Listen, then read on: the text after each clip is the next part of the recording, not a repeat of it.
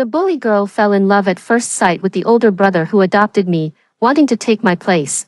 But she didn't know that my brother is not only a siscon but also a man-eating demon. Everyone who has bullied me since childhood has ended up as his meal. Today is my first day of school. Before heading out, my older siblings took turns hugging me and giving me gifts for the start of school. I thanked them obediently, pretending not to see the bloodstains hidden beneath the snow-white tablecloth.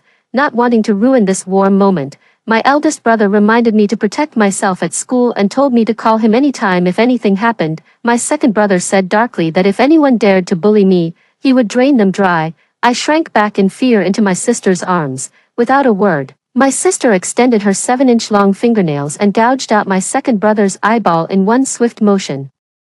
Second brother let out a mournful howl. I was just joking. My sister's voice was flat. Little sister doesn't like this joke. You scared her. Big brother then covered my eyes with his hand and ordered second brother, get back to your room, and don't come out until your eyeballs grow back. Second brother curled his lip, then turned and leaped up to the second floor, slamming the door shut with a bang. From behind the door came his loud reminder, have my sister bring my gift with her. And if she sees anyone she doesn't like, she should just take them down. Second brother's gift was a finely crafted Swiss Army knife. My sister rolled her eyes. Don't pay attention to that lunatic. My older brother gently patted my head with a smile, his voice soft. If you get bullied, you must tell your brother. Don't be like that time again. Okay? I shivered. Okay, brother. That incident happened in middle school.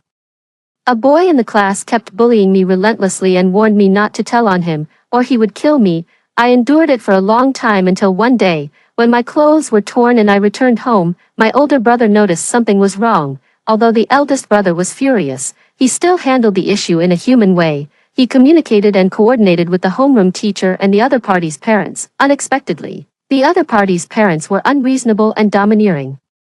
Not only did they refuse to admit their son's fault, but they also accused me of deliberately seducing others and refused to apologize. Moreover, seeing that the other party was wealthy, the homeroom teacher sided with the bully and instead criticized my brother for making a big deal out of nothing. The big brother didn't say anything, just turned around and took me home. The next day, news broke on TV that the boy's entire family had been killed, torn to shreds by an unknown beast. Soon after, the homeroom teacher also met with misfortune, reportedly found as a dried-up corpse. During that time, a faint smell of blood could always be detected in our family villa, and I had to spray a lot of air freshener to barely cover it up. That's when my older siblings started paying extra attention to my situation at school. Whenever any despicable individuals appeared around me, they would soon vanish completely. To be precise, they were eaten. 03. My family are all man-eating devils.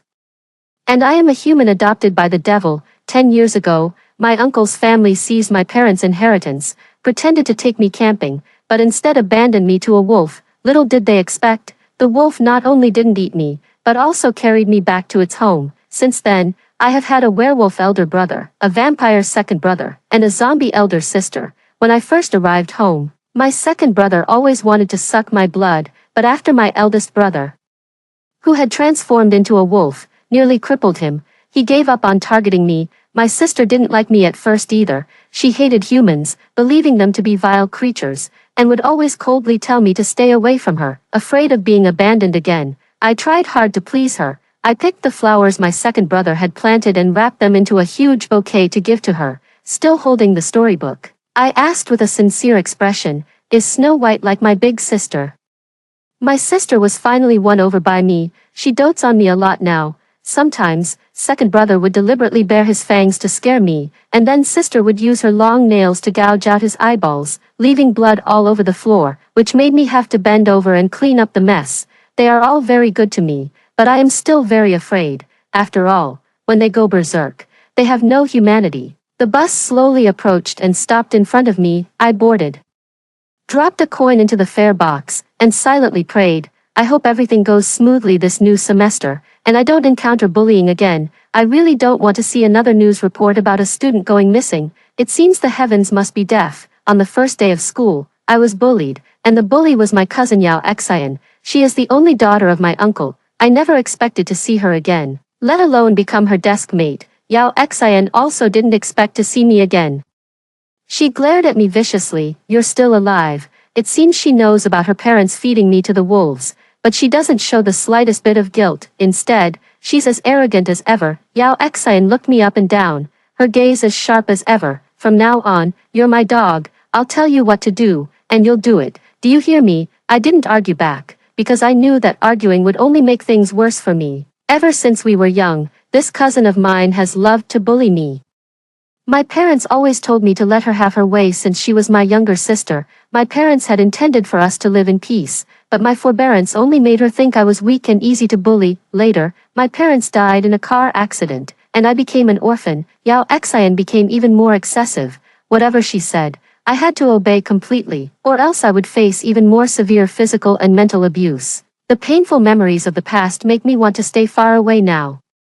But Yao Xian has set her sights on me. She took a liking to the diamond bracelet my sister gave me as a back-to-school gift. Give it to me. Yao Xian extended her hand without hesitation, commanding me. I declined, and naturally, it led to the first act of bullying at the start of the school year. Yao Xian and her clique cornered me in the bathroom, forcing me to drink toilet water. I struggled desperately, but they kicked and punched me. I covered my head and begged them not to hit my face. It was too obvious, and my older siblings would notice, leading to serious consequences. But Yao Xian just sneered and cursed at me. You care so much about that ugly face. It must be to seduce some man, bitch, disgusting and shameless. After saying that, she slapped me hard across both cheeks before walking away, as soon as I entered the house.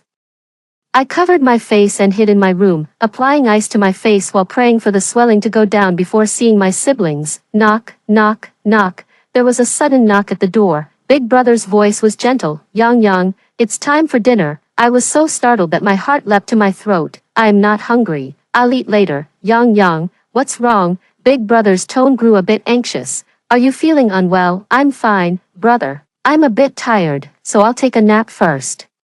The room outside became quiet, and a few seconds later, my elder brother's voice sounded again. His tone was calm but unyielding. Yang, open the door. I had no choice but to grit my teeth and open the door with my head down. Brother, I'm really sleepy. Could you please?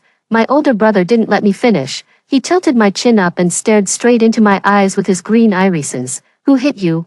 I forced myself to lie. It was just a small misunderstanding with a classmate. I fought back. She's more seriously injured than I am. Anyway, it's already resolved. Oh brother, just leave it alone. I'm not a child anymore. I can handle these small matters myself. You can trust me. Only then did Big Brother relax his expression, looking somewhat helpless. All right, brother believes in you. He gently stroked my face, with a hint of a sigh. Sister has grown up, doesn't want her brother to interfere anymore. I quickly hugged his arm. Of course not. I want my brother to take care of me for a lifetime. Big Brother smiled. All right. After sending Big Brother away, I leaned against the door and collapsed to the floor, letting out a long sigh of relief. My back was soaked with cold sweat. Although I got past my older brother, I was still on edge. I was afraid of being discovered by my second brother. He's a madman, completely devoid of reason. Whenever he sees me being beaten, he will investigate thoroughly and turn the person who bullied me into a mummified corpse. Fortunately, my second brother is not home tonight. After dinner, I hid in my bedroom, planning to wear a mask as soon as I step out of the door tomorrow. No matter what, I can't let my second brother notice anything unusual. In the middle of the night, I was half asleep when suddenly I felt a cold, clammy sensation on my face, as if a snake were crawling on it. I jolted awake, startled.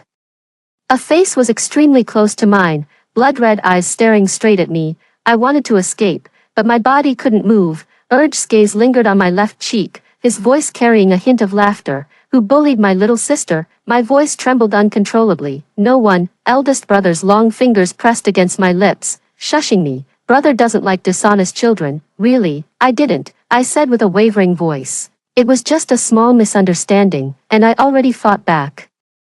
I tried to use the same tactics I had used to deceive my older brother, but before I could finish, my second brother suddenly leaned down, his cold lips pressing against my cheek. The sharp teeth pierced my skin, sending a sharp pain like needles. Naughty, you need to be punished. My second brother gently cupped my face with both hands, forcing me to look up at him. No, next time. Second brother's voice was filled with warning. You know, Big Brother can't stand it. I nodded nervously.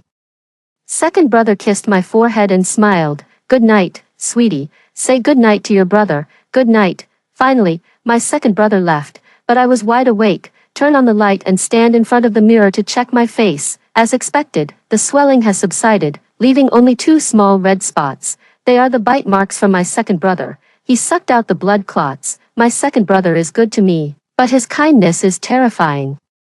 Although Yao Xian had bullied me since we were young and was now leading the bullying against me, I didn't want her dead, so the next day, I secretly took a bag from the closet and brought it to school to give to her, hoping to mend our relationship. Can we get along? Yao Xian's eyes lit up when she saw the bag. Chanel. She snatched the bag and examined it thoroughly inside and out. It's not fake, is it? I quickly nodded. It's true. She looked at me suspiciously. Where did you get the money to buy such an expensive bag? I told the truth. My older brother gave it to me. Your older brother? Yes, the older brother who adopted me. Yao Xian's eyes darted around twice, and suddenly she let out a cold laugh, her eyes full of disdain. Is your brother very old? I thought about it and nodded. Yes, very old. They must be at least several hundred years old, especially the sister. Perhaps even more than a few hundred years old. The vase in my room is an antique from the century before last, bought by my second brother during one of his shopping trips. There are also paintings hanging on the wall, some of which I've seen in ancient art introductions. They were painted by my sister's first boyfriend. To my surprise, Yao Xian burst out laughing upon hearing my response. No wonder you can afford luxury bags. You're being kept by an old man. I corrected her. He's my brother, not an old man. Yao Xian laughed even louder. That sounds so nice, brother. Huh, isn't that disgusting? I can't believe you can even say that. Her sarcastic remark drew the entire class's attention, and everyone turned to look at me, their probing gazes making me feel extremely uncomfortable. I panicked and explained. It's not like that. My brother isn't an old man. They both look very young. I also have a sister, and I wasn't kept by someone. I was adopted. Shut up. Yao Xian interrupted me harshly. Stop arguing. My parents checked. And there's no record of your adoption at all. You were never adopted. You're lying. I'm not lying, I weakly retorted, but didn't know how to explain. I couldn't exactly say I was raised by werewolves, vampires, and zombies, and that's why I couldn't register any information. Still trying to be stubborn, Yao Xian smiled triumphantly, extending her sharp manicured nails to poke my face forcefully. Why don't you call your brother over? Prove it to everyone, otherwise, you're just a kept slut. I replied through gritted teeth, tears in my eyes. Call me that if you dare. After school, Yao Xian gathered the whole class to follow behind me, wanting to see me make a fool of myself. As soon as I stepped out of the school gate, I saw a flashy red sports car. A man was leaning lazily against the car, his handsome and upright appearance extremely eye-catching. The girls' eyes were fixed on him from afar, but as they passed by, they shyly lowered their heads and dared not look at him. His extremely beautiful phoenix eyes swept over these little fans one by one, stunning the innocent girls. Only I knew that this man wasn't really trying to charm anyone, and searching for the most delicious and clean blood bag. My heart leapt, and I quickly picked up my pace and ran over. Second brother.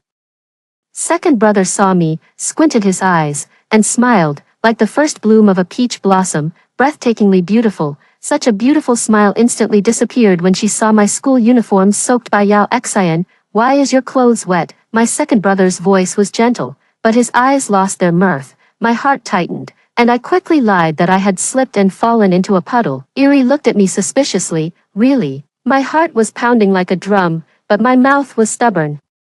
Really? My goodness, absolutely cannot let my second brother know the truth, or else blood will flow like a river here in the next second. At that moment, Yao Xian suddenly leaned in, her 2 eyes staring straight at my second brother, completely entranced. Is he your brother? Yao Xian's eyes revealed jealousy. But her words were sweet. Why didn't you tell me you had such a handsome brother? I answered honestly. I told you, but you didn't believe me. Yao Xian glared at me secretly, signaling me to keep quiet. Elder brother too had a cryptic smile. Who might this be?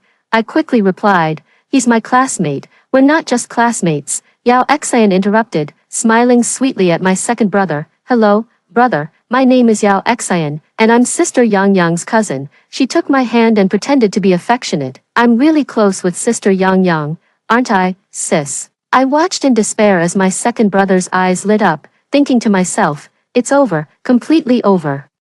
My elder brother and sister have always harbored resentment towards my uncle's family, who deliberately caused my death. It was I who stopped them from committing further acts of murder, but now, can my second brother let her go? Yao Xian is unaware of the impending danger and is still innocently asking, brother, can I also treat you like a real brother, just like sister Yang Yang? Second brother smiled even more beautifully. Of course you can. Yao Xian was captivated. But I felt a chill run down my spine. Before the situation got out of hand, I quickly ducked into the car. Second brother, I'm hungry. Take me to eat quickly. If we didn't leave soon, second brother might really lose control and drain Yao Xian dry in public. Second brother drove off at high speed with me in the car, leaving behind a trail of envious gazes. Second brother, I spoke cautiously. Could you please not touch her? And don't tell big brother and sister. Second brother curled his lips into a smile. Give me a reason, I said pitifully. She's my desk mate. I don't want to have no desk mate. It's very lonely. Elder brother, then let's keep it for now. If it ever becomes unsatisfactory, just let me know. I breathed a sigh of relief. Thank you, elder brother. Elder brother promised me that he wouldn't touch Yao Xian for now. As long as Yao Xian doesn't actively seek trouble, everything will be fine, but things didn't go as planned. Yao Xian insisted on coming to my house as a guest. Are you crazy? If she comes to my house, it's like throwing a meat bun to a dog. She'll never come back. Not letting her come to my house is saving her life. But Yao Xian doesn't appreciate it. After being rejected, she slammed the table and stood up, cursing loudly. Xiang Yang Yang, you dare to reject me. I'm giving you face by going to your house. Don't be ungrateful, I stammered. There's really nothing worth visiting at my place. And my sister doesn't like to be disturbed. Once disturbed, it gouges out people's eyes. Yao Xian, shut the fuck up. I'm going to your place for sure. Once again, suspicion written all over his face. You're so resistant to me coming to your place. Could it be because that guy last time was someone you hired to deceive people? You're afraid I'll find out the truth about you being kept by someone if I go to your house. Me, of course not. Yao Xian sneered. So you don't want me to see my brother? Huh, don't think I don't know your little tricks. You just want to monopolize him. How dare you? How dare you have such a handsome brother? He can only be mine. As Yao Xian spoke, her anger grew, and she dragged me back into the bathroom to humiliate me again. This time, she tore off my shirt, snapping photos of me while sneering. I'll let my brother see what kind of person you are. Then we'll see if he chooses me or you. I clumsily got up, feeling a sense of helplessness welling up inside me. Saving someone is really difficult. Kind words cannot persuade those who are determined to die. Some people truly bring their own misfortunes upon themselves. On the day Yao Xian came to visit, I asked my second brother to keep her identity a secret, only telling my older brother and sister that a classmate was coming over to play. Big brother and sister were very happy to hear that. Sister's tone was unusually animated. Xiao Yangyang has already made such good friends so quickly. That's wonderful. Big brother also patted my head and smiled. I knew my sister would be charming. They started calling the cleaners early in the morning to clean the villa, bought bouquets, and prepared desserts and fruits, all to make a good impression on my good friend and ensure we had a good time. Watching all this, I felt a bit sad. I feel guilty about my lie, worried that they will be disappointed when they find out the truth. My sister noticed my low spirits and quickly asked with concern. Is there something you don't like, sister? Don't like desserts, flowers, or something else? Tell me, and I'll make something new. Big brother also said, brother and sister haven't done these before, so we don't know what you kids like. If there's anything you don't like, you must tell your brother. I quickly shook my head. I like it. Only then did my brother and sister relax, when they retract their fangs. They are the kindest and gentlest family in the world.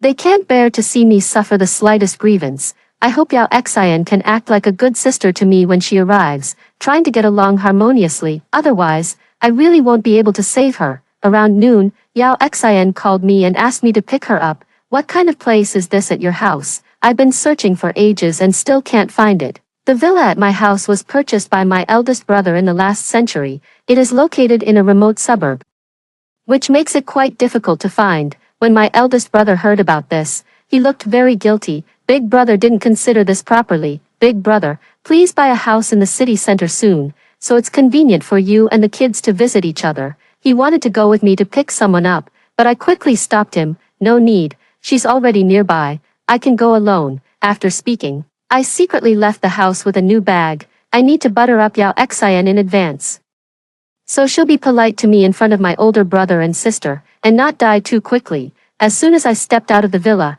I saw Yao Xian. She was wearing a striking pink princess dress, clearly dressed up for the occasion. Is this huge mansion your home? Yao Xian first took a sharp intake of breath, then undisguised envy appeared in her eyes. She pinched me hard. How dare you live in such a nice house? He immediately turned his head and shouted, Mom and Dad, you see, I told you so. Xiang Yang is really capable. She found a wealthy family to adopt her. Following Yao Xian's gaze, I looked back and my heart sank. Yao Xian actually brought her uncle and aunt along. When my uncle and aunt saw me, they glanced away for a moment, as if feeling a bit guilty, but quickly switched to an expression of disdain. It seemed they were certain I couldn't do anything about them. They looked around the villa, and the greed in their eyes was just like when they had taken over my parents' inheritance. I never expected you, girl, to have such good luck. Aunt gritted her teeth, clearly annoyed that I had survived a wolf attack and was now living in a grand mansion. Uncle, on the other hand, gave me a sidelong glance and scolded. What are you standing there for? Why aren't you inviting us in to sit down right away? I mumbled softly, I'm afraid you might not be able to get out once you're in. Yao Xian glared at me, what are you mumbling about? And nothing. I quickly shook my head and took out the bag from my arms to give it to her. Can you not hit me today? Yao Xian's eyes lit up at the sight of the bag, and she quickly snatched it, then rolled her eyes. You dare to make demands of me. After saying that, she pushed me aside and strutted toward the villa entrance. Uncle and aunt followed closely behind, all looking eager to rush to their doom. I quickly followed. It was my eldest brother who opened the door. As soon as his handsome face appeared, Yao Xian's eyes went wide. My eldest brother gave her a smile. Hello little friend. I am Yang Yang's older brother. Yao Xian immediately changed from her previous arrogance to being well-behaved. Hello, big brother. My name is Yao Xian.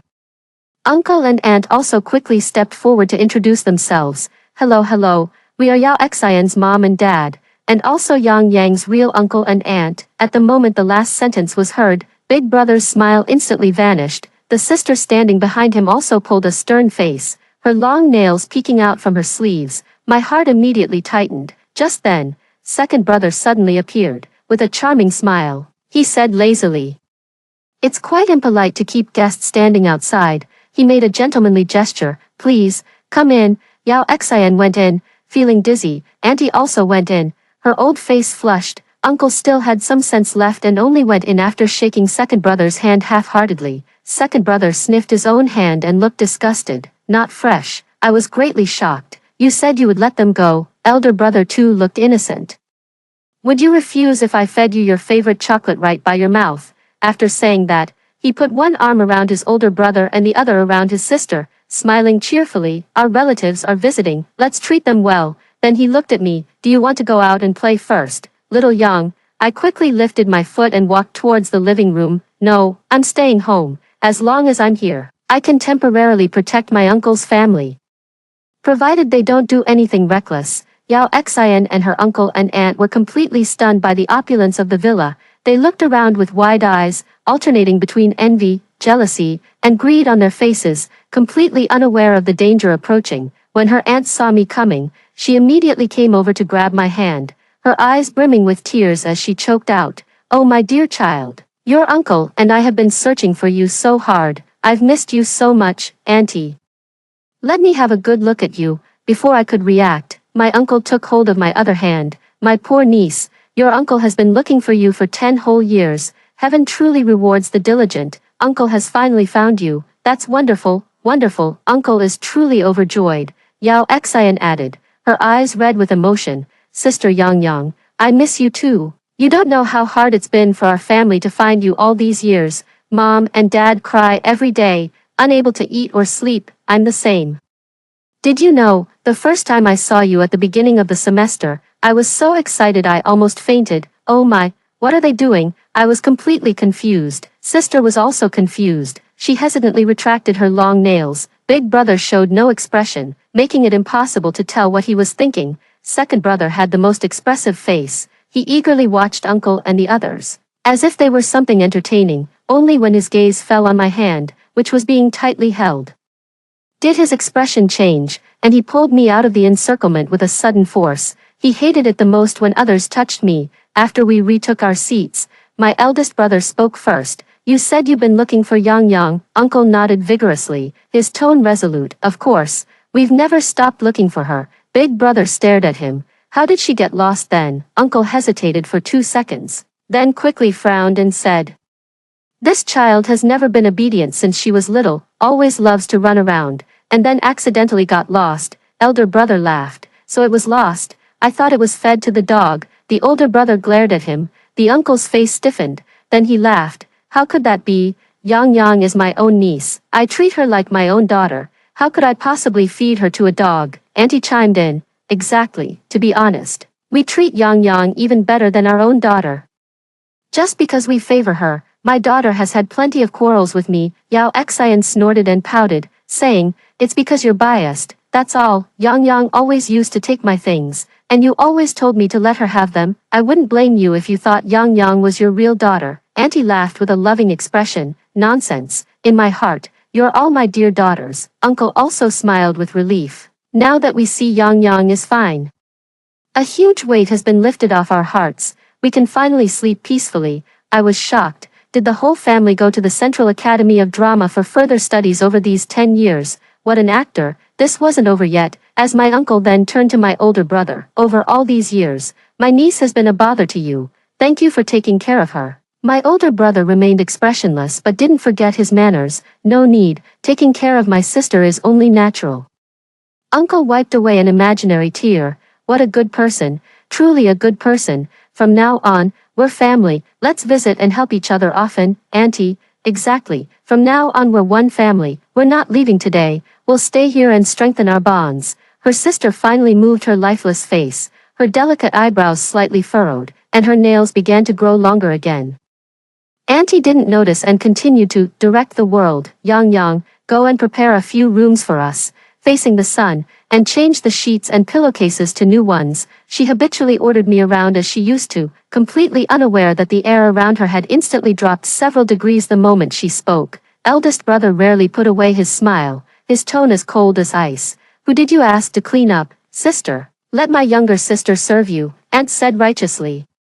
What's the matter with this? Isn't a girl born to serve others? If she's pampered now, she'll be looked down upon by her in-laws later. I'm doing this for her own good, to train her. Sigh, you're still too young and lack experience in raising children. In that case, I'll stay here a few more days and give you all some proper guidance. Hearing this, I broke out in a cold sweat. My aunt's ability to court disaster was beyond my imagination. Fortunately, my uncle had some sense and, noticing the awkward atmosphere, quickly interrupted my aunt. Actually, we're afraid Yang Yang might get spoiled, especially since the adoption conditions are so good. We worry she might forget her roots. My aunt couldn't help but chime in again. Exactly, you have no idea. Yang Yang has been a handful since she was little, otherwise, they wouldn't have been able to stir up all that trouble. What trouble? The eldest brother, who had hardly spoken, suddenly spoke up. A flicker of triumphant gleam flashed in the aunt's eyes, quickly replaced by a look of surprise. Don't you know, Yang Yang was seducing male classmates at school and even took indecent photos. It's quite embarrassing. I was shocked. Nonsense. I did no such thing. Yao Xian took out her phone and placed it on the coffee table, displaying the photos she had forced me to take by tearing off my clothes. All the photos are right here, Sister Yang Yang. Don't even try to lie. The moment I saw the photos, I noticed the expressions of my 3 older siblings darken simultaneously. They can hardly hold back any longer, but my aunt and the others mistook my brother and sister's cold expressions for anger directed at me, and they were absolutely delighted. My aunt continued, spitting as she spoke. There are many things about Yang Yang that you don't know, so this is a good opportunity to tell you. She also has a particularly bad habit of being very fond of petty theft. Every time she comes to my house, Xin ends up missing a toy. It's always because this girl stole it, and to this day, she still hasn't broken this habit. It hasn't been long since school started, and Xin already lost another watch. Later, Xin found it in her backpack. Can you believe it? You really need to be more careful, otherwise, there will be no saving her in the future. Big brother and sister's faces had already turned to ice. Only second brother responded with a half smile. Go on.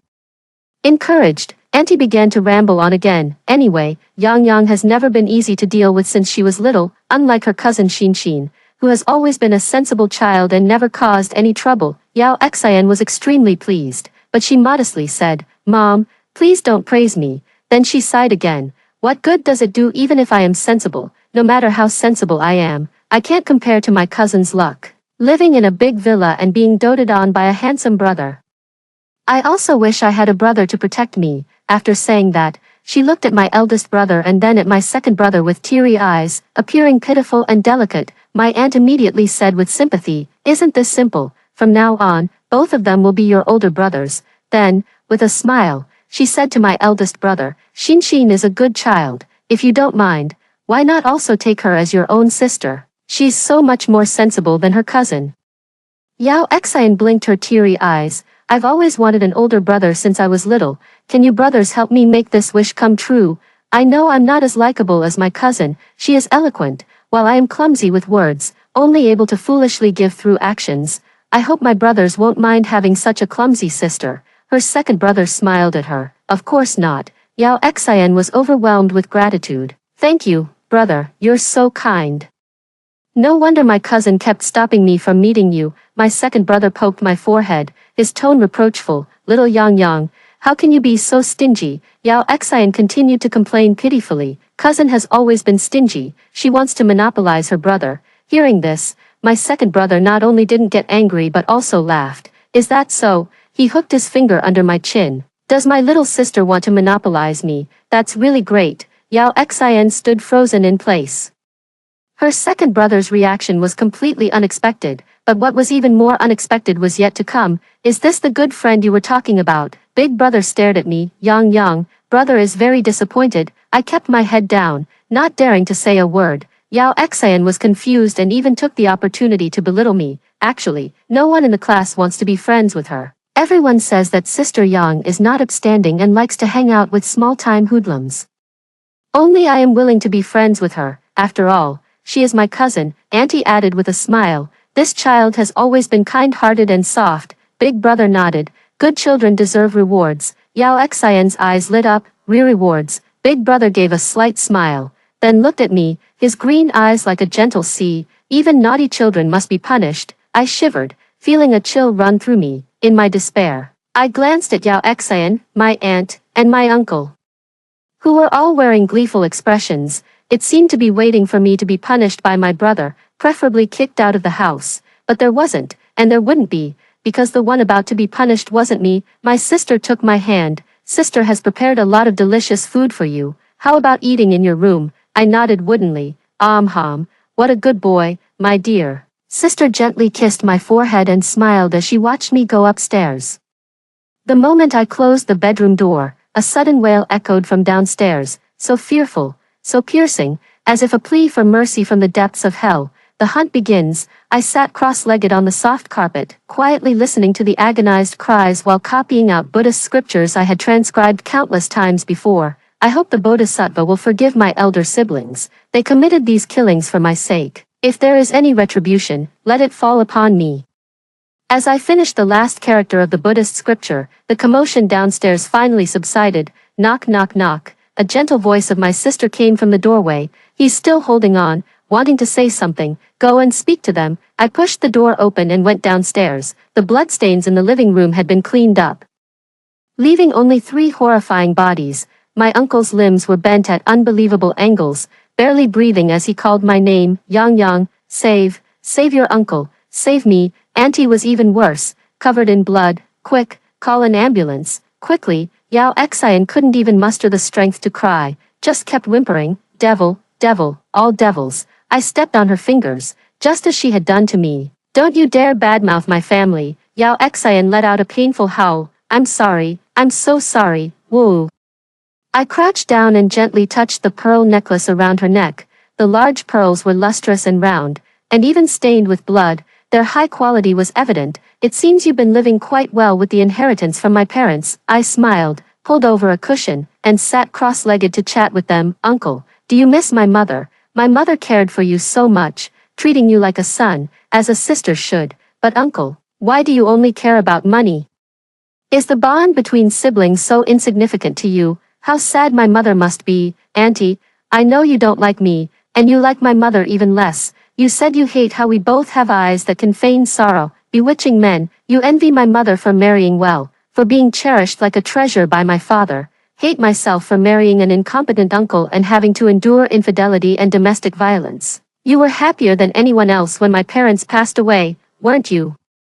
I heard what you said at the funeral. You said, wasn't she so proud, yet still died early. You vent your and resentment on me, finding a twisted sense of satisfaction. I sighed, but I never expected you to feed me to the wolves, nor did I expect that upon meeting again, instead of feeling guilty, you would become even more excessive. I'm very soft-hearted. If only you had treated me a little bit better, treated me like family. Ah, what a pity. And Shin.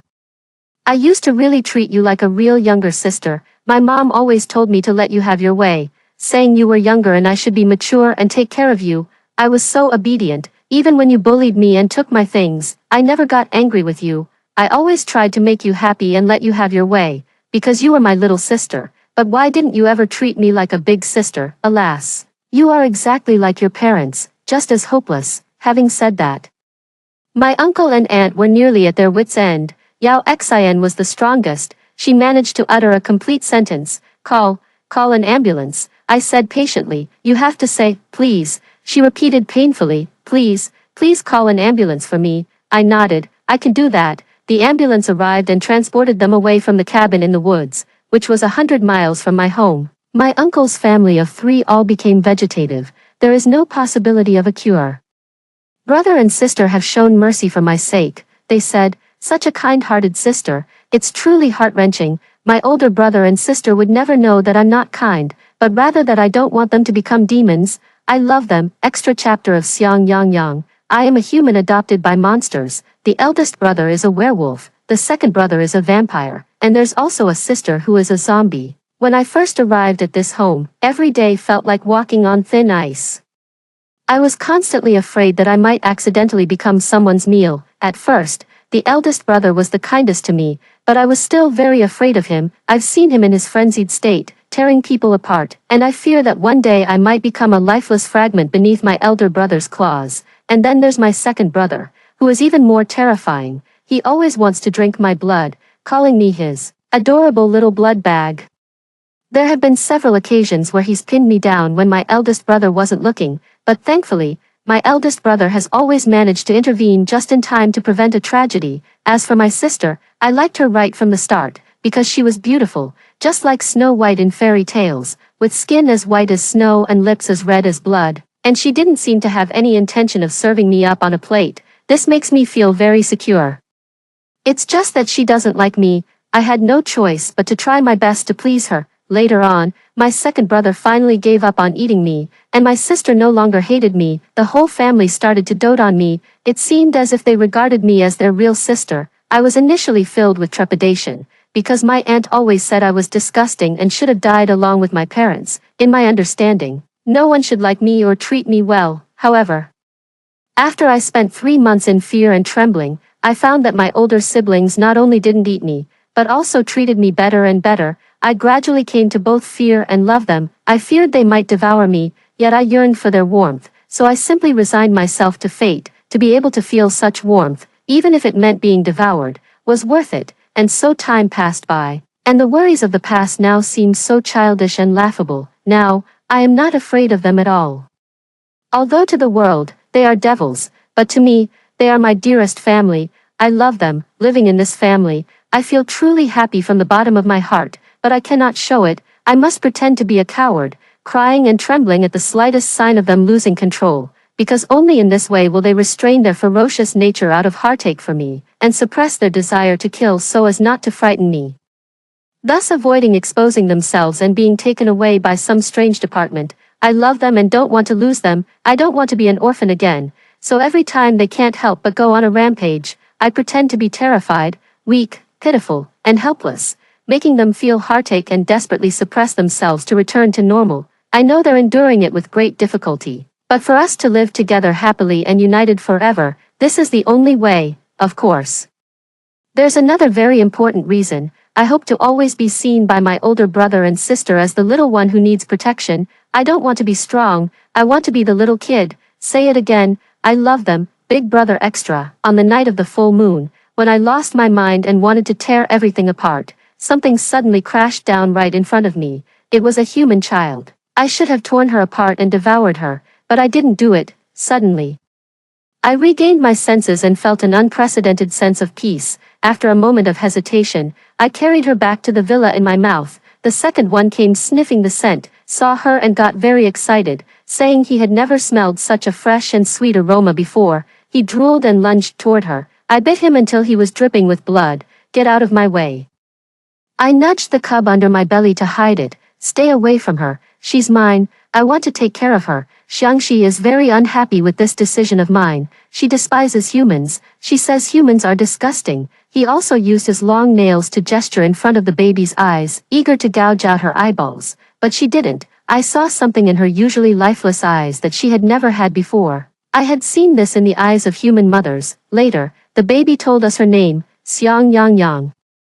What a lovely name, Xiang Yang Yang, Yang Yang. She asked me what my name was, and in a moment of quick thinking, I blurted out, to the north, brother is called Xiangbei. Later, we made a major decision, to feel more like a family with Yang Yang. We decided to change our names collectively, because before this, our names were Stinky Dog, Bat, and Dead Person. Yang Yang gave us human names, Xiangbei, Xiangnan, and Xiangxi. Yang Yang, like her name, is like a beam of sunlight shining into our dark, moldy villa, illuminating our long, shadowy lives. I am willing to protect her with my life, and so are Xiangnan and Xiangxi. I love her, and we all love her. After hearing the first story above, what are your thoughts? Feel free to share your opinions in the comments section. Next, there is another similar story. Let's continue to see. I opened a matchmaking agency in a horror game. Through my matchmaking, the jumping ghost, rated as the ugliest NPC by players,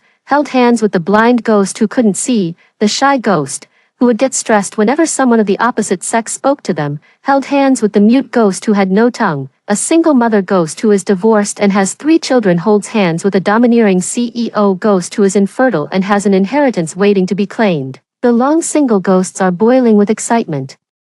And the matchmaking events I host are always packed to capacity, nourished by love. These NPCs are in high spirits, even humming tunes while working every day, leading to a sharp drop in player mortality rates. I have also found a sense of fulfillment in this career, putting even more effort into hosting matchmaking events to help more NPCs find suitable ghost life partners. Suddenly one day, a group of players barged into my matchmaking agency.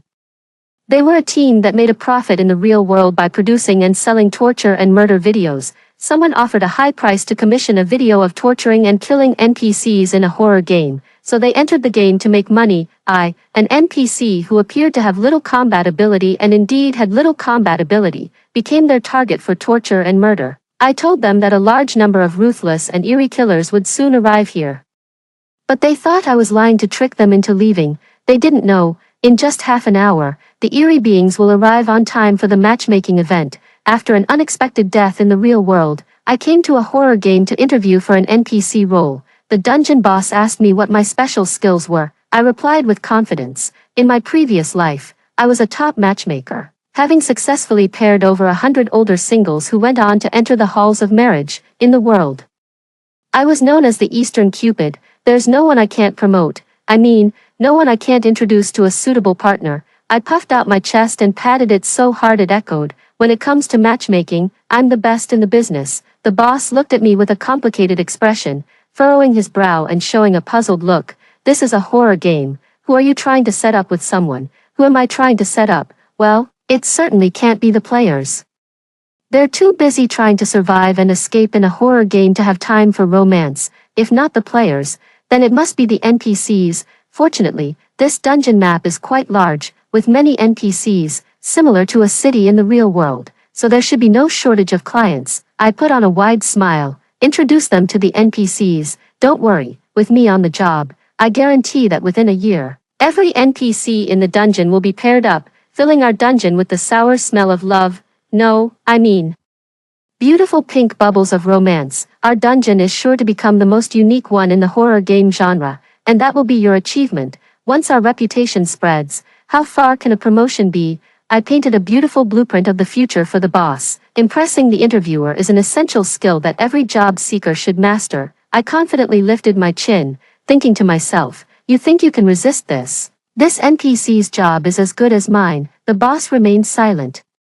Clearly stunned by my boldness, I decided to strike while the iron was hot. "Are you in a relationship? Would you like me to introduce someone to you? Not only are you young and accomplished, but you're also so handsome. Looking at those impressive biceps, you must work out a lot, right? I bet you even have an 8-pack. My gaze drifted downward, landing on the boss's lower abdomen, which was firm and well-defined, clearly strong and toned. I licked my lips, about to continue. But the boss crossed his arms protectively over his stomach, adopting a defensive stance, and cut me off. "Stop, stop, stop. I don't need you to set me up, and my dungeon doesn't need any romantic subplots. Try your luck in another dungeon." Is he rejecting me? Oh my god, he actually rejected a top matchmaker. Truly a case of not recognizing gold in laid jade. I turned away angrily. Just now I was wrong. He is not young and promising at all, not handsome at all, not at all right. Even if he rejected me, I must admit, his physique is really impressive. Just as I was lamenting the tough job market and how hard it is to find work anywhere, a flat NPC by boss's side interceded on my behalf. Why not let her stay? In my 2 lifetimes, both before and after death, I've never been in a relationship. I've heard that a girl's lips are soft, like cotton candy, and I really want to feel that. I heard a glimmer of hope and quickly turned around, eagerly looking at Boss. Boss let out a cold laugh. "You might not understand the situation. The NPCs here are not girls. They're female ghosts. Do you really think you can fall in love with a player?" The flat NPC quickly waved his hands. "Falling in love with a player is against the rules, and I definitely wouldn't do anything against the rules. Even if they're female ghosts, I still want to experience the feeling of love." Boss looked at him with disdain and remained silent. I felt a bit discouraged and slowly lowered my head. It seemed that this boss definitely wouldn't hire me. I lifted my foot and left. If this place doesn't want me, there will be another. The next dungeon will be better. Wait, just as I was about to exit the dungeon, the boss called out to me. "Coming early is not as good as coming at the right time. A shop in the dungeon has just become vacant." "So it's yours, a shop." For me, I was overwhelmed by this sudden surprise. While I was alive, I was just a working ox and horse, but I never expected to become a boss after death. I felt full of energy from head to toe, and excitedly rushed up to shake his hand. His hand was still resting on his abdomen. As I shook his hand, I accidentally applied too much force and touched his abs. No kidding, they were really firm, and just touching them gave me a boost. "I'll definitely give it my all and work hard," I declared loudly. Boss's face turned slightly red for some reason, and he said very softly, "You don't have to try that hard though." And so, I started running a matchmaking service in a horror game. The NPCs, who had been doing repetitive tasks in the dungeons for a long time, found their lives extremely boring, and they all rushed to me to ask for help in finding partners. My matchmaking agency was an instant hit upon opening. I looked at the suppressed oddities one by one, as if seeing piles of gold. These were my clients, my performance, my money. Don't rush, don't rush. One by one, I guarantee, with my 10 years of experience and the reputation of a top matchmaker, that none of you will come in vain. I promise to find a partner for every ghost. To thank the flat oddity who spoke up for me, I arranged a match for him first. "Let's hear your terms. And what kind of partner are you looking for?"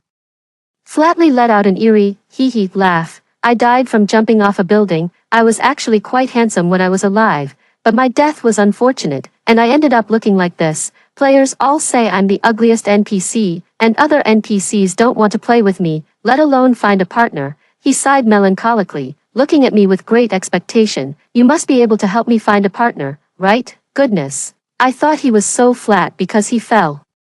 This must have been from jumping off a building. He's almost flattened like a pancake.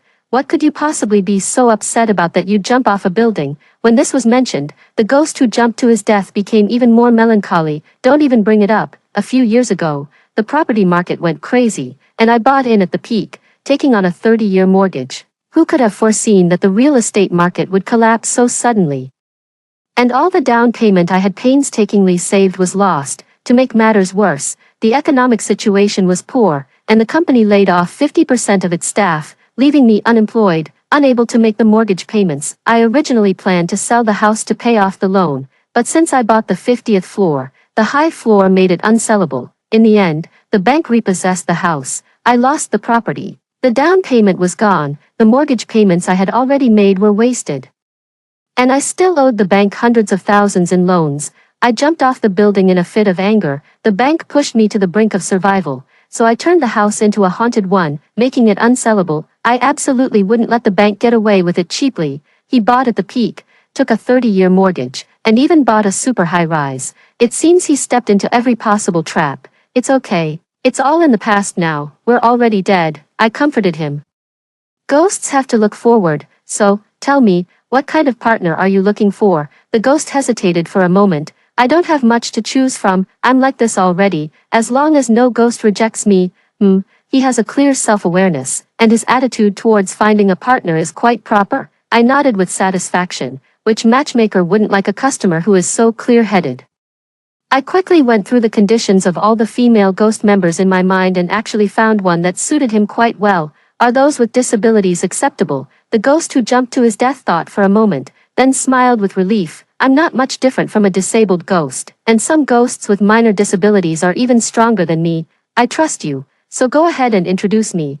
I pulled out a file, opened it to the page with the photos, and said, "Take a look at this one. She's young and beautiful, and was a music teacher both in life and after death. She lost her sight due to a failed laser eye surgery and was killed by a drunk driver while walking on a blind path." The ghost who jumped to his death looked at the photo with great satisfaction, but he also felt a bit worried. With such good conditions, even if she's blind, she must not lack suitors. Will she even look at me? I closed the file and spoke to him earnestly.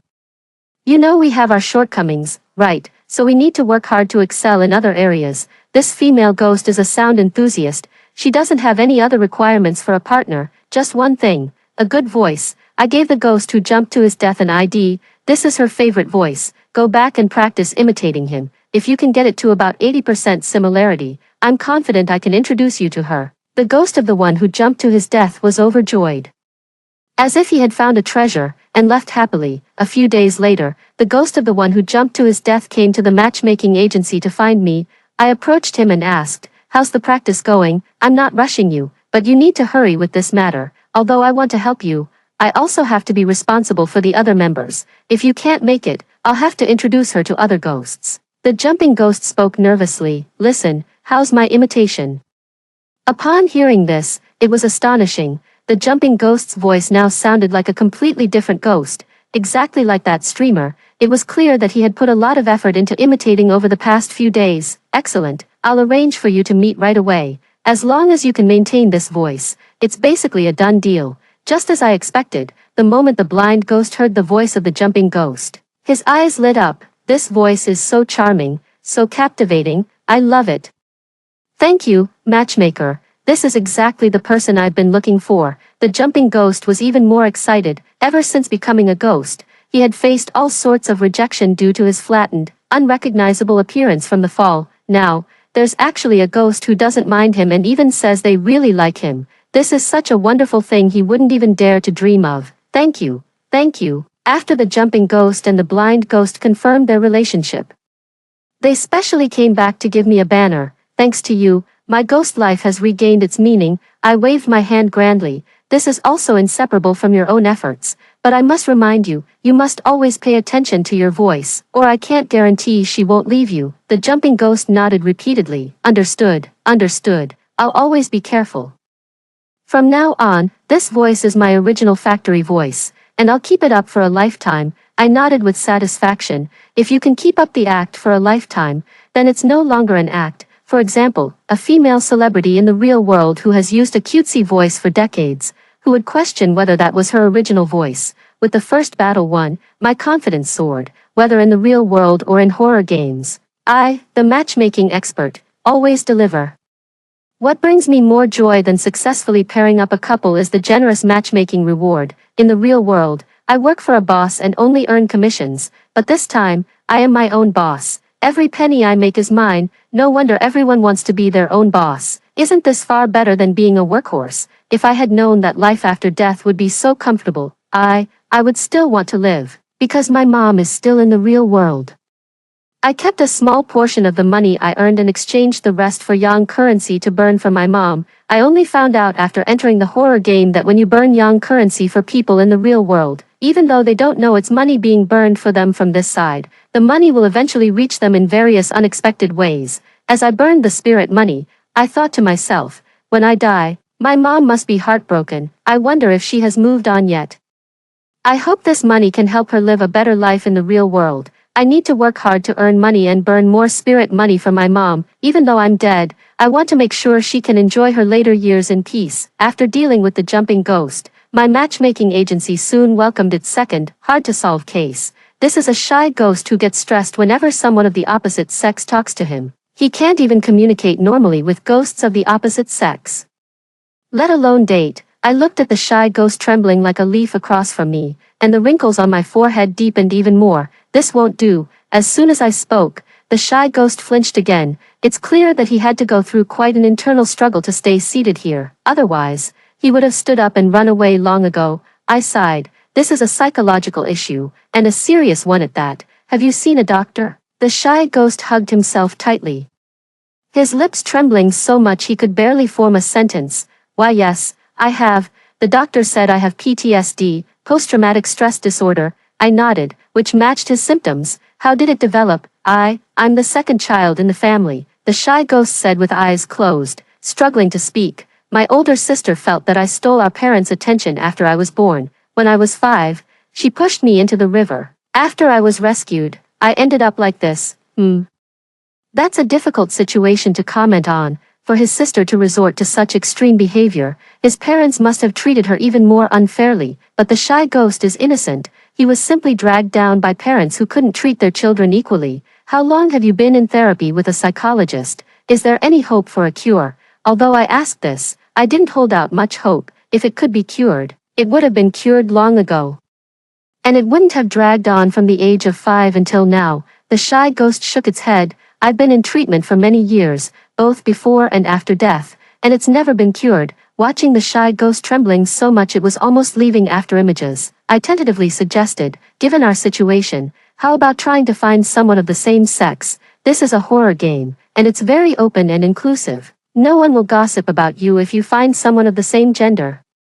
I'll talk to the boss again tomorrow. Maybe you two can even get legally married. After talking with him for so long, the shy guy finally mustered the courage to look me straight in the eyes. But that's not possible. I'm a completely straight man. All right, I said, feeling a bit disappointed. There's a young guy among the members who's looking for a boyfriend. Maybe we'll meet again someday. You get triggered when someone of the opposite sex talks to you, but you still want to find a girlfriend, so as long as they don't talk to you, it's fine, right? The shy ghost nodded. Right. I breathed a sigh of relief. This made things simple. Then take a look at this. I pulled out a membership file and opened it. She's a mute ghost. She can't speak at all. With her, you'll never have to worry about her talking to you. You two are a perfect match. If you agree, I'll arrange for you two to meet right away. The shy ghost didn't even think about it.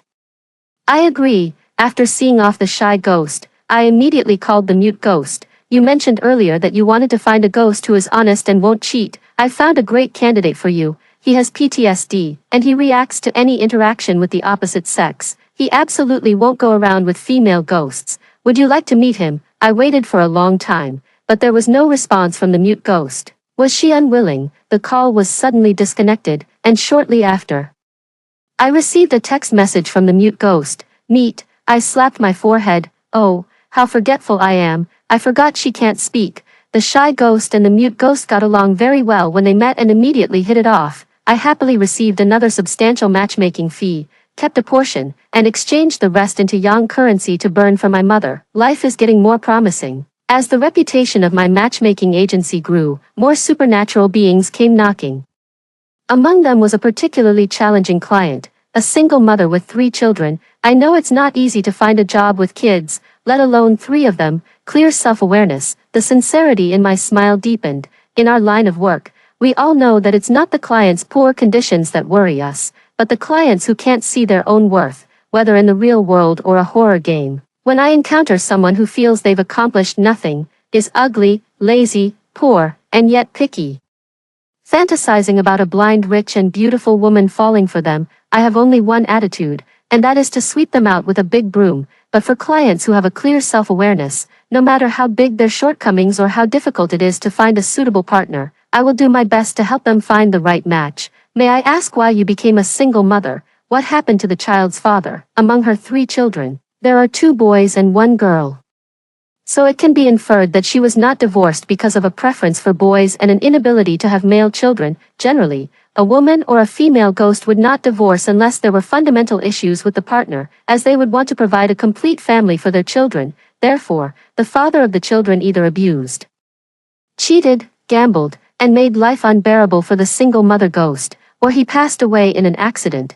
The actual situation is quite close to what I guessed. The child's father was a firefighter who rushed into a burning building to save a trapped child during a fire and never came out. It turns out the child's father was a martyr, and I felt a deep sense of respect. So how did you end up here? This was a polite way of asking, as I really wanted to know why they all died. Given that the families of martyrs should receive special treatment, it's all my fault for being careless. A few years ago, I followed the trend and had a tea party at home with a brazier, and we ended up with carbon monoxide poisoning. I didn't take good care of the children. The single mother ghost was very remorseful. Since everyone is already dead, why didn't you go look for the children's father? I asked. The single mother ghost sighed. How could I not look?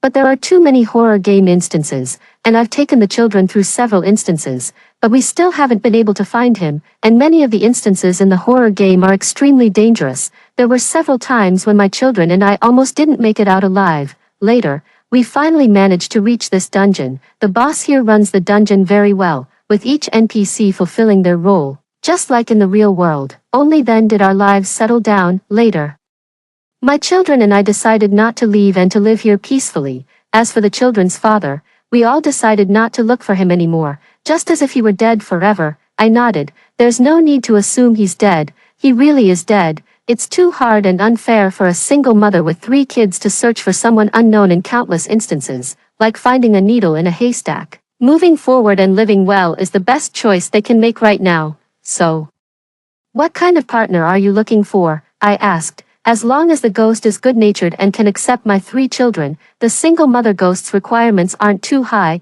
nor too low. In the real world, the meme about Dorgan is flying around, and a single mother with 3 children indeed has limited options when it comes to finding a partner. Moreover, the requirement of having good ghost qualities eliminates most of the ghosts, so finding a match for her really takes some brainpower. Seeing me deep in thought, the single mother ghost said, Actually, I'm looking for a partner to give my children a relatively complete family. That's my bottom line. If I can't find one, then it's fine. I waved my hand to interrupt her. Don't say that, really. I actually have a ghost who's perfect for you. To avoid causing unnecessary excitement for the single mother ghost, I didn't reveal this suitable match. After seeing off the single mother ghost, I immediately grabbed my phone and made a call. President Pei, it's me, the matchmaker Xiao Qiu. Yes, I've found a ghost that's very suitable for you. When would be a convenient time for us to meet in person? Having scheduled a meeting with the CEO ghost at the executive lounge of a 5-star hotel after work, I happily thought about how much I could earn in matchmaking fees if this introduction succeeded, if Boss Ba gets happy.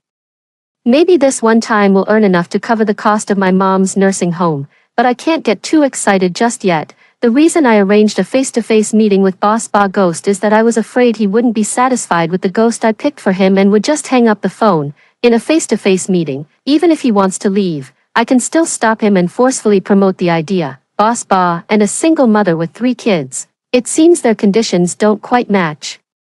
But the match I'm making for them isn't just a random pairing, they do complement each other. What? You're saying the ghost match you mentioned is a single mother with 3 kids? As expected, the CEO ghost couldn't accept psychologically when he heard that the ghost match I introduced to him was a single mother ghost. I think you might have misunderstood me. Although I am an NPC in a horror game, I actually own several listed companies and live a top-tier wealthy life in the game.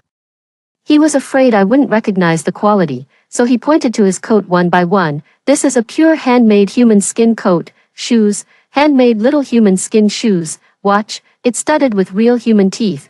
Then he pointed to the dishes on the table and introduced them one by one. Charcoal grilled whole human, soy braised human elbow, scallion fried human heart. I don't know how many female ghosts would love to be kept by me, following me to eat human flesh, drink human blood, and wear human skin. You want me to marry a middle-aged woman with 3 kids? Are you kidding me? I tried to calm the CEO ghost down, Please trust my professionalism. I wouldn't introduce you to a ghost who is completely mismatched. I introduced her to you because you two are truly compatible. After I finished speaking, the CEO ghost became even angrier. Are you saying that I'm only worthy of finding a ghost like that? This is utterly ridiculous. I shouldn't have trusted you. With my qualifications, what kind of ghost woman can't I find? Do I even need a matchmaking service? The CEO ghost grumbled and stood up to leave. I looked at the full table of delicious food and swallowed hard, thinking that a CEO is indeed a CEO. Even in such a rage, he still left all this delicious food for me to enjoy. I really want to eat, but I know that this time, the CEO ghost has left and will never give me a second chance to meet again. I must put aside my desire for food and take care of business first. Wait a moment, the CEO ghost ignored my plea to stay. There's no other way. I can only whisper a threat into his ear. Mr. Pei, you wouldn't want others to find out about your infertility, would you? Mr. Pei's eyes widened instantly. I smirked. Perfect. This kind of thing was indeed a powerful leverage against male ghosts. Got him, Mr. Pei sat back, his face ashen. You'd better have something interesting to say. Or I won't mind making you disappear from this instance. Money can make the devil turn the millstone, and this is no empty saying. I know Mr. Pei has the ability to do it, but I still want to fight for a better life for the families of the martyrs. The reason this ghost candidate I'm introducing to you is most valuable to you is precisely because of those 3 children. The domineering ghost frowned, thinking I must have lost my mind.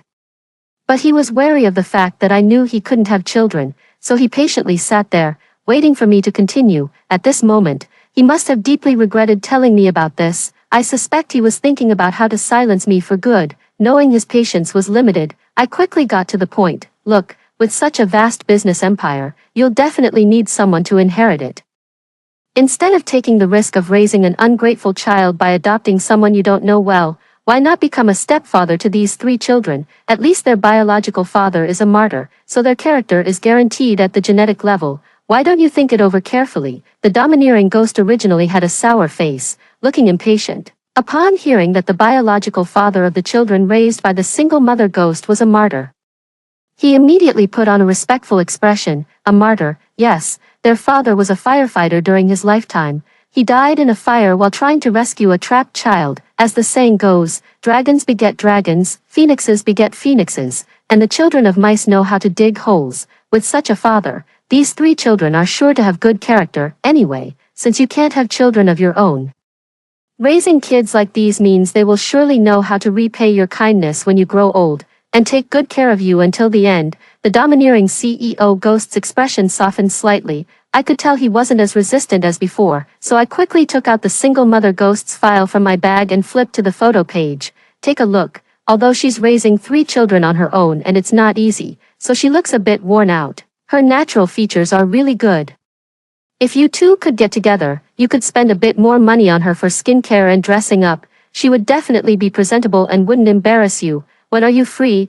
I can arrange a meeting for you two. The domineering ghost seemed somewhat swayed by my words, but couldn't make up his mind right away. I need to think it over carefully. Hesitation means there's a chance. I was overjoyed. All right. Take your time to think it over. Once you've made up your mind, give me a call. Let me tell you, she's quite popular. Many ghosts are willing to raise her child. Raising kids in a horror game isn't as expensive as in the real world. In a few years, when the kids grow up, you'll get your returns. It's a surefire deal. Hurry up and think it over. If you're too late, both the kids and their mother will be snatched away by other ghosts. Actually, single mother ghosts aren't as popular as I made them out to be. It was just a little trick I played to create a sense of urgency for the domineering CEO ghost. Sure enough, within a few days, the domineering CEO ghost called me to arrange a meeting with the single mother ghost. He also specifically reminded me to have the single mom ghost bring along the 3 children. That's right, let's meet first and see how it goes. What if they hit it off? When they return from the meeting, what if 1 in 10,000 becomes 1 in 10,000? The 2 ghosts might really hit it off. The single mom ghost and they are both not young, and after confirming their relationship, they quickly prepared for marriage. The wedding invitations were sent out to everyone in the entire instance, and my matchmaking agency also became extremely popular. Ghosts all wanted me to help them find higher quality partners, and the membership files piled up like a small mountain. I even suspected that I had files on every ghost in the entire instance. Probably even more comprehensive than the boss himself. Thinking of the boss, I couldn't help but recall his powerful biceps, his firm abdomen. I decided to invite him to the matchmaking event I was hosting. Boss is different from ordinary NPCs, so to show my sincerity, I personally went to invite him with an invitation letter. For some reason, Boss's expression was a bit strange when he saw me, and he unconsciously covered his abdomen with his hand. Could it be that he's afraid I'll touch him again? He's the boss, I'm the NPC, how dare I? But, thinking about that firm touch, I feel that risking my life to touch it might be worth it. Seeing my smile grow increasingly twisted, the boss's expression became even more horrified. Perhaps remembering his status as the boss, he felt this behavior was beneath him. He quickly straightened his face, breaking the eerie atmosphere between us. What are you doing here? After speaking, he seemed to realize that his tone was a bit too harsh, not in line with his image of being approachable, so he softened his voice to make amends. What I mean is, how is your matchmaking agency doing? Did you come to me because you encountered any difficulties? Look how approachable this boss is. Whether he's putting on a show or not, having such a boss is a blessing for the NPCs in this dungeon. I quickly handed over the invitation I had prepared in advance.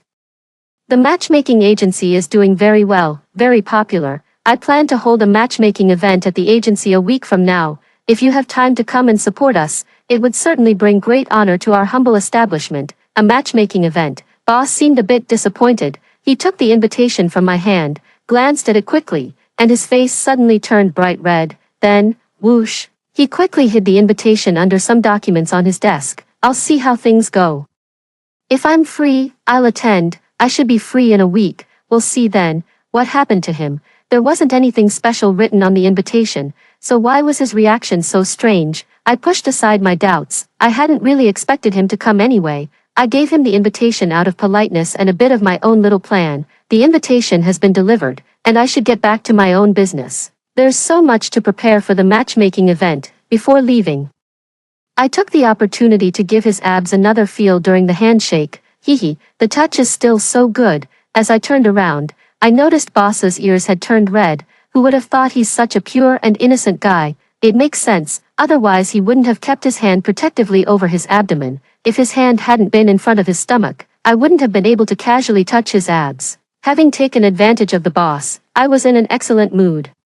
Humming a tune as I returned to the matchmaking agency, for the next week, I was busy preparing, setting up the venue, designing icebreaker games, and having a great time doing it. The day of the matchmaking event had finally arrived, and the preparations were almost complete. Unexpectedly, a group of uninvited guests suddenly showed up at the marriage introduction agency. I'm sorry, but we do not accommodate players here. I politely asked the group of players to leave. To my surprise, they sneered and pulled down the rolling shutter. No need for you to entertain us. We'll take care of it ourselves.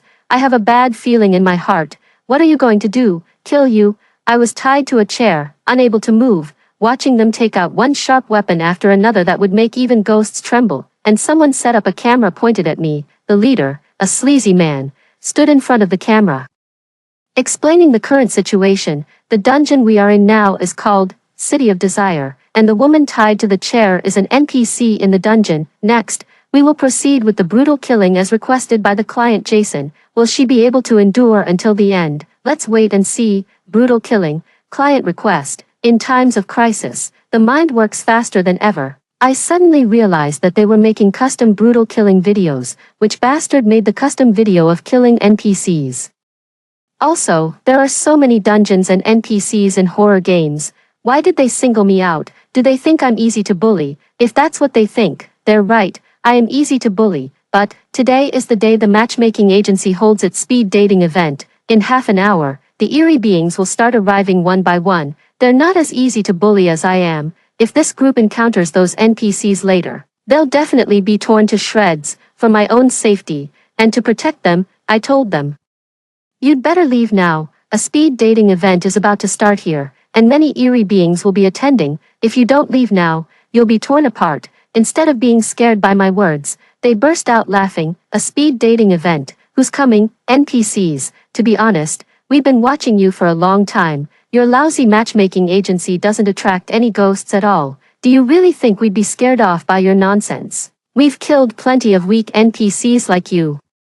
The dungeon doesn't need another NPC. killing you won't bother any ghosts at all. I quickly explained. I usually meet clients alone, but today I'm hosting a matchmaking event here. Half the NPCs from the dungeon will be attending, and even the boss will be here. If he sees you tormenting NPCs, he'll definitely kill all of you. In truth, I didn't think the boss would come, but to scare them, I spoke with absolute certainty, hoping to use the boss's name to drive them away. All right.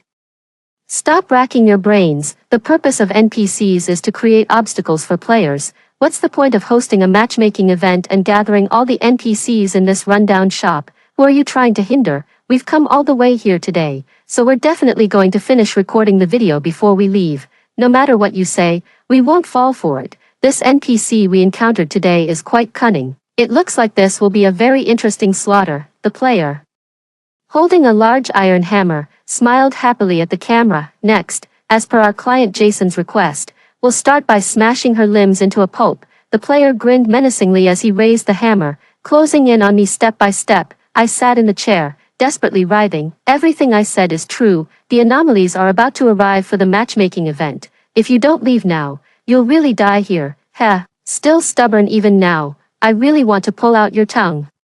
But unfortunately, the client requested tongue pulling and eye gouging in the fourth stage. The player shrugged as if helpless. Guess I'll just have to listen to you scream a little longer. Actually, the more you scream, the more exciting it gets. I'm sure the client will love this video. The moment the heavy hammer swung down from my hand, I shut my eyes in terror. The process of torture and killing is usually quite long. I should be able to survive until the anomalies arrive. But I don't even dare to think about how much abuse and torment I'll endure in these next half an hour. I tightly closed my eyes, not daring to open them, hoping it was just my hallucination. Ah, an excruciating cry rang out. It was the sound of my hand being crushed. It hurts so much. No, it doesn't seem to hurt at all. That cry just now wasn't mine. I opened my eyes, and a robust bicep forcefully invaded my line of sight. Instinctively, I lowered my gaze and, sure enough, saw a firm, hard abdomen. It's him, boss. You've come just in time. These players want to torture and kill NPCs, and we are all your subjects. You must not let them get away with it. I flexed my hands, which had gone numb from being tied up, and pointed at the camera set up ahead. They wanted to film a torture video to sell for money. This camera is the evidence, and that player with the hammer earlier. If you hadn't arrived in time, I would have been smashed to a pulp by him. My fingers swept around the room, but I couldn't find the target. Hey, where is that player with the hammer? Before he could smash you into a pulp, I smashed him into a pulp first. The boss's voice rang out, and I could hear a distinct emotion in his tone, anger. I curled the corner of my mouth. See how clever I am. With just a few words, I shifted the conflict between me and the players onto the boss. Seizing the moment, I added fuel to the fire. They came to your dungeon to do something like this. It's a clear sign they don't respect you. This is a provocation, a blatant provocation. Enough, shut up. The boss seemed to be in a bad mood. You don't even have the slightest ability to protect yourself. If I hadn't shown up, wouldn't you have been killed by them? I can see you're not even a little bit shaken. I should have let you learn your lesson before stepping in. Is he saying I'm too weak and embarrassing him as the boss? I quickly flattered him like a bootlicker. That's because I know no one can mess around in your dungeon. You'll definitely protect me. The boss was indeed pleased by my words, but for some reason, his ears turned red again. What a strange ghost. Dare to touch my ghost, and none of you will escape. The boss sneered coldly. You enjoy torturing and killing, don't you? I'll let you taste what it's like to be tortured and killed by 100 ghosts. 100 ghosts, counting me and him. There are only 2 ghosts here. Where are the other 98? I look around. The clock on the wall points to 6 in the evening, and the entrance suddenly becomes lively. It's time for the matchmaking event. One by one, ghosts dressed in flamboyant attire flirtatiously pushed the door open and entered. Upon seeing the boss, they greeted him one after another. You actually came to the matchmaking event too. They clearly hadn't grasped the situation yet. The players' faces instantly turned pale at the sight of so many eerie beings. They hadn't expected that what I said was actually true. I'm sorry, we were momentarily blinded by greed. We shouldn't have come to your dungeon to cause trouble. The players wept bitterly, kneeling before the boss, begging him to show mercy. Look, we didn't actually harm any NPCs in your copy. On the contrary, one of our people was killed by you. Just treat us like we're nothing, and let us go. We promise we will never come to your copy again. Yes, Yes, we won't come back anymore. Please let us go. It was only then that the eerie beings realized something was wrong. As if an unexpected event had occurred, I quickly summarized the events for them. And the eerie beings were all filled with righteous indignation. Coming to the dungeon, you were arrogant and overconfident, but daring to touch Cupid, you're courting death. Whoever dares to create obstacles on my path to finding a partner will be torn to pieces. Still claiming you were bewitched by ghosts. On the brink of death, you try to shift the blame onto ghosts. Disgusting. The players' faces turned pale inch by inch. And now they looked hardly any different from corpses. The boss's face was cold. Who knows how to use a camera? We'll record the video of their slaughter and loop it on the big screen in the central square of the dungeon. Any player who dares to cause trouble in the dungeon again will end up like them. A ghost volunteered. Me. I used to be a cameraman on a variety show. I died of a sudden heart attack because I stayed up all night and had to run behind celebrities every day holding a camera to shoot videos.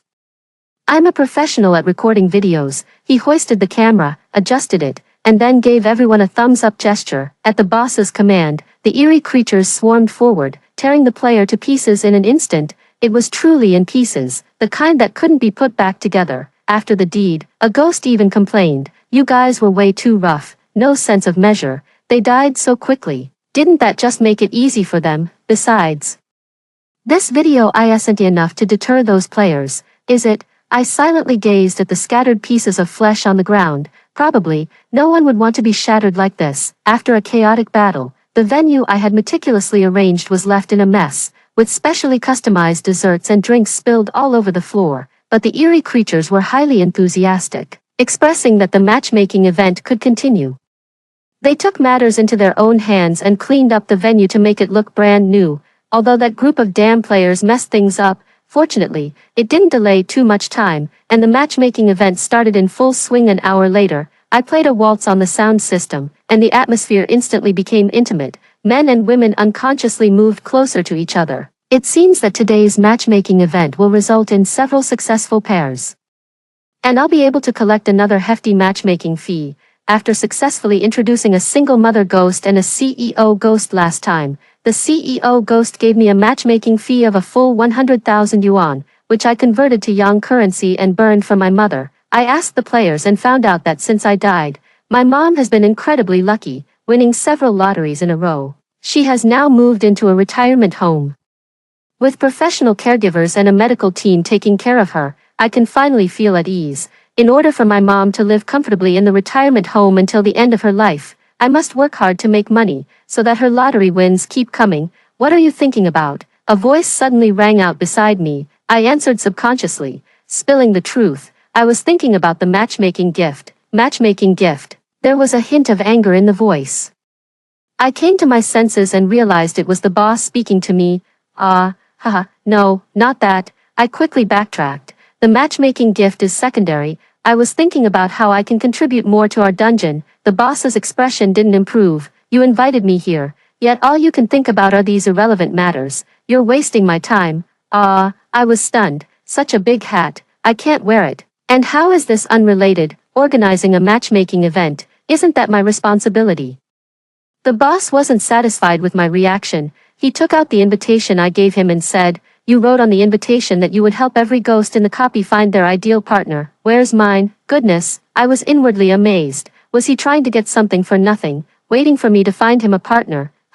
But he's the boss, so I can't argue back. I have to humor him. I put on a professional smile and obsequiously said, "Feel free to look around. If you see any member you like, just let me know, and I'll definitely make it happen for you." The boss looked quite resentful and after a long pause said, "Does it have to be a member? Can't it be a matchmaker?" Yes, of course. He's the boss. What can't he do?" Only after he finished speaking did I realize. What did he say? Matchmaker. Seeing the smile on boss's face and his outstretched hand, I suddenly realized I had inadvertently sold myself out. But my eyes glanced towards his abdomen. It wasn't entirely out of the question. "Where are you looking?" Boss interrupted my daydream. In the next moment, he leaned in close to my ear and said, "If you want to see so badly, then let's go home and get to work. Work hard, watch carefully." Before I could even figure out which word he meant, he whisked me away like a gust of wind. "Hey, there's a whole room full of members. It's okay. I declare that this matchmaking event has been a complete success, after hearing the two stories above. What are your thoughts? Feel free to share your opinions in the comments section, looking forward to hearing from you. If you liked this story, don't forget to like it, share it, and subscribe to my channel. See you next time.